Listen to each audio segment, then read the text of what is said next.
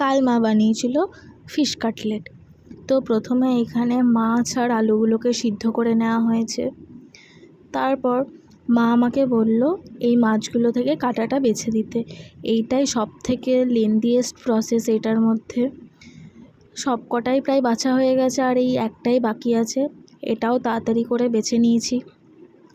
তারপর মা বলল যে আলুগুলোকেও স্ম্যাশ করে দিতে, এটাও আস্তে আস্তে করে স্ম্যাশ করে নিয়েছি, দুটোই রেডি।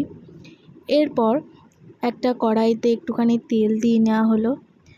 তেলটা যখন গরম হয়ে যাবে তারপর এর মধ্যে পেঁয়াজ লঙ্কা দিয়ে নেওয়া হলো।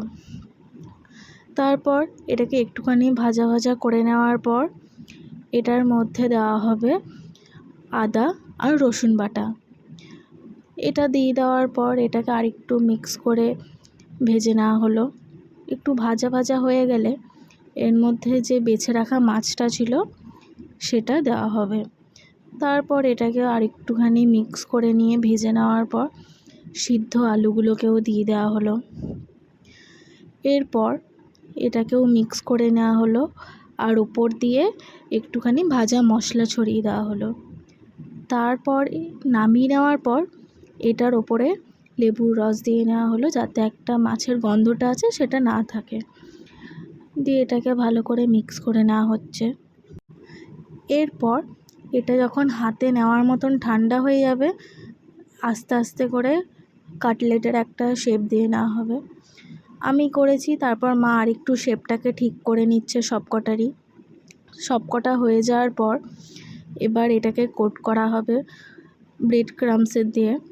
মা এখানে ব্রেড ক্রাম্বস দিয়ে কোট করে নিচ্ছে, আর ওই সাদা বাটিটার মধ্যে ময়দার কিছু একটা করা আছে, দিয়ে এটাকে সবকটা আস্তে আস্তে কোট করে নেওয়া হয়েছে। আর এইখানে আমাদের সুশেফ সব কিছু কাজ ঠিকঠাক হচ্ছে নাকি তার উপর নজর রাখছে। সবকটা হয়ে যাওয়ার পর সবকটা ঠিক আছে নাকি সেটাও দেখে নিল একবার। এরপর একটা কড়াইতে তেল দিয়ে নেওয়া হলো। তেলটা একটু গরম হয়ে যাওয়ার পর সবকটা দিয়ে দেওয়া হলো। সবকটা ভালো করে ভেজে নিয়ে যখন এরকম গোল্ডেন হয়ে যাবে দিয়ে তুলে সার্ভ করে নেওয়া হলো। টাটা।